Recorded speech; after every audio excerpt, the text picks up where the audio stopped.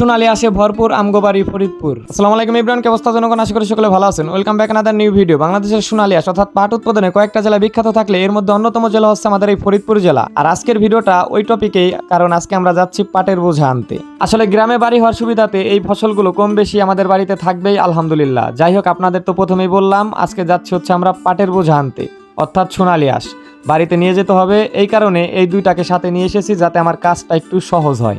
এই যে এই দুই ব্যক্তিরে দুইটা সিঙ্গারা খাওয়াবো, দুইটা বোঝা নিয়ে দিবি, তার বিনিময়ে এই দুইটা সিঙ্গারার লোভে চলে আসে দুই লোভী। একটু মজা করলাম আর কি, তবে আসলে ওরা না থাকলে কাজটা আমার অনেক করতে কঠিন হয়ে যাইতো। কারণ এখানে আমার 6বার আসতে হইতো, যেখানে আমরা 2বার এই কাজটা সম্পূর্ণ করতে পেরেছি। কারণ এখানে 6বার আসতে যাইতে আমার অবস্থা পুরো টাইট হয়ে যাইতো। আজকে আবার পবিত্র জুম্মার দিন, এই জন্য আরো তাড়াতাড়ি কাজটা সম্পূর্ণ করে নামাজে যাইতে হবে। তবে চকে যাওয়ার আগে বাড়িতে একটু কাজ করে গিয়েছিলাম। দেখতেই পারতেছেন বাঁশ, যেগুলো আমরা নিয়মিত খেয়ে থাকি। তবে আজকে এটা কেটেছি, গ্রাম্য ভাষায় বলতে গেলে এটার মাধ্যমে একটা আর বানতে হবে, কারণ ওই পাটগুলোকে এই বাঁশের উপর দিয়ে শুকাইতে হবে। আলহামদুলিল্লাহ পাটগুলোকে বাড়িতে আনতে সক্ষম হয়েছি সময়ের মধ্যে। যাই হোক, আজকের ভিডিওটা ওই জন্য এই পর্যন্তই শেষ করতেছি। দেখা হবে নতুন কোনো ভিডিওতে। ততক্ষণে ভালো থাকবেন, সুস্থ থাকবেন। আল্লাহ হাফেজ।